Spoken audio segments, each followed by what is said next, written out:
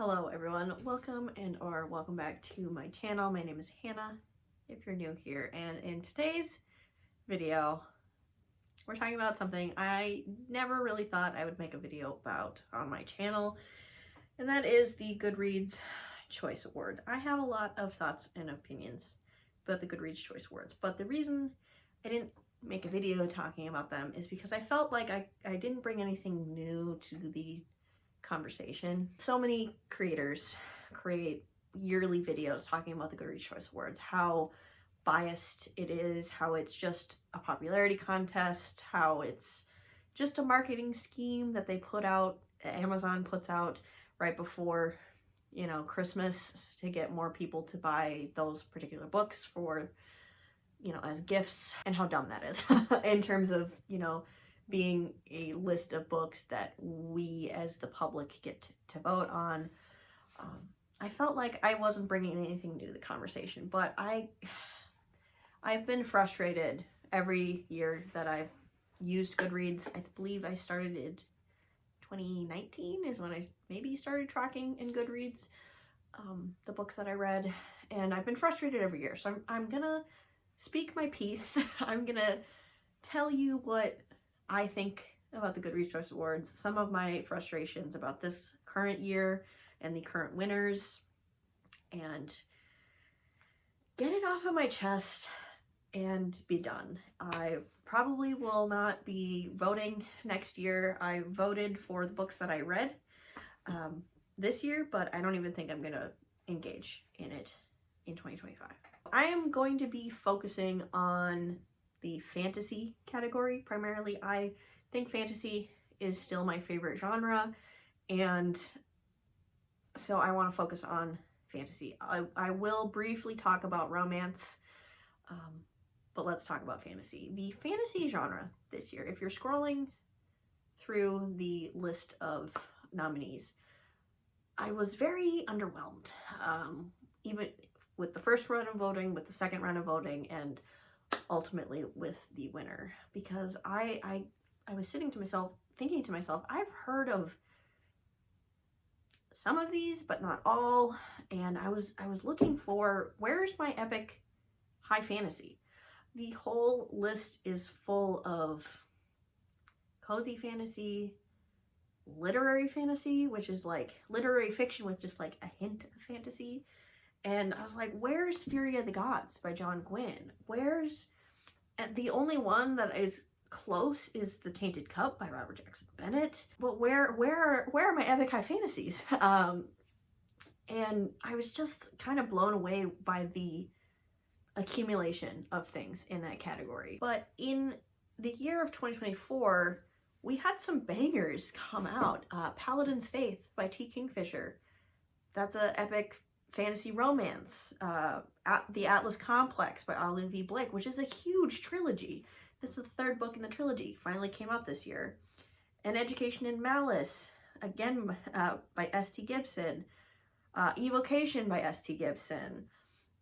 Goddess of the River by Vaishnavi Patel, who I believe her first book, Kaikeyi, was on the Goodreads Choice Awards when that book was published. Running Close to the Wind by Alexander Rowland. And again, Fury of the Gods. I have to talk about Fury of the Gods again because I'm so upset that John Gwynne's books didn't show up. None of the Blood, Sword, and Sagas books showed up in the Goodreads Choice Awards. So I read 15 new releases in 2024 that could be classified as fantasy, and 4 of them showed up on the Goodreads Choice Awards. Emily Wilde's The Tainted Cup, A Sorceress Comes to Call, and The Dead Cattail Assassins. Emily Wilde, I would put in almost in the fantasy romance category. The Tainted Cup is the closest to like epic high fantasy that I'm talking about. A Sorceress Comes to Call is like a fairy tale horror fantasy. So this could easily go in the horror category or something, but it's not like epic high fantasy. It's more like a fairy tale story. And then Dead Cattail Assassins, which was excellent, a little novella. For me, the fantasy genre this year was a huge letdown. I was like, what are these books? It's not that low fantasy is bad, it's just not what I think of when I think of the word fantasy necessarily. I'm looking for these, you know, thick tomes and epic stories, but I guess at least Goodreads' definition of fantasy is shifting more towards literary low fantasy, and I'm just not along for the ride. That's not my preferred subgenre of fantasy. I will say I'm happy they made romantasy its own category, despite some romantasy books showing up on the fantasy side of things, and kind of, you know, there's gray area. Obviously, it's hard to put a book in one single category, but I am glad they split out fantasy romance. It's becoming really popular as a subgenre, and so many readers are reading these fantasy romantasy books, and the fantasy category previously hadn't really had room to shine as its own category. But even with the removal of the fantasy romance out of the fantasy genre just doesn't shine, in my opinion. Let's very briefly talk about the romance category. There was one queer book, I believe one book written by a Black author, and one book written by an Asian author on the list. The romance category has always been incredibly undiverse. It's been very white and very straight for many, many years, so I'm not surprised by that, but I'm still disappointed. Now let's talk about like the winners this year.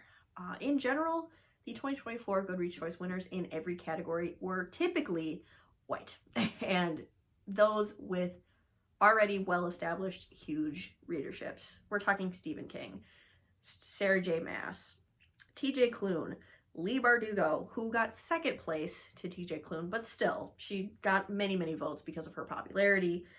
And Kristen Hanna, Emily Henry, people who don't need the hype and who don't need the clout from winning the Goodreads Choice Awards to be successful. These people already sell their books. They already have huge readerships. They don't need more marketing attention to get their books sold. We're just compounding. The Goodreads Choice Awards is just perpetuating this cycle of promoting the same types of books and the same authors over and over and over again. And they're already popular. They don't need our love and attention and our support financially. Despite what it, you know, would seem in terms of, you know, you vote for the book that you think is the best. This isn't a quality contest. If it truly was, you would read every single book in the category and then vote, but you don't have enough time to do that. Maybe you've read a couple at most for every category, or the categories you're interested in, and able to decide between those two. But you know what wins in the Goodreads Choice Awards?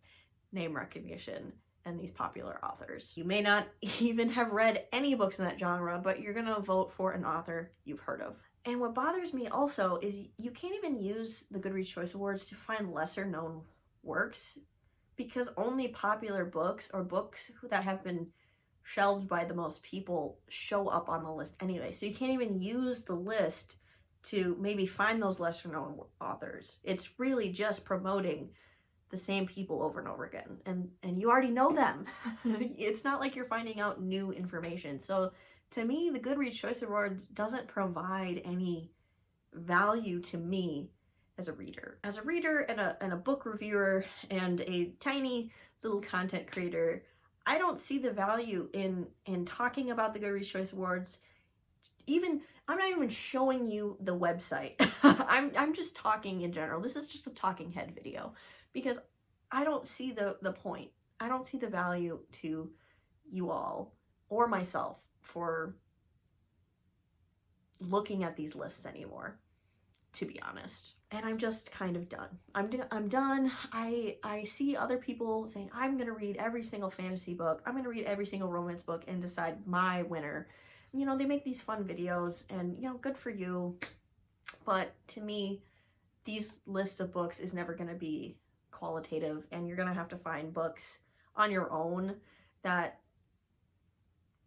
are outside of the box to find quality, and quality is subjective. So what's the takeaway of this rant? As always, I beg you, I'm on my knees begging people to read diversely, and don't just read the same authors over and over. Sarah J. Maas doesn't need more money. She doesn't need your readership. She doesn't need you hyping them up. You know who does? Some small indie author, especially a person of color. You know, like, they need your support way more. And truly, by reading outside of your comfort zone, reading diversely, you get not just experiences outside of your known world, which is incredibly powerful and impactful, but you find some gems, you find some bangers just on an entertainment level. Some of my favorite books have been books outside of my comfort zone, outside of my favorite, you know, sword and board, medieval, European-based fantasy. But please, I'm begging you, just as a reader, please read diversely. Read queer work, read authors by people of color, read from different countries around the world. This list on Goodreads is very American, which makes sense. It's based in America, but still, this list on the Goodreads Choice Awards is never going to be the be-all, end-all. Honestly, I'm tired of talking about it. You're probably tired of listening to me talk about it.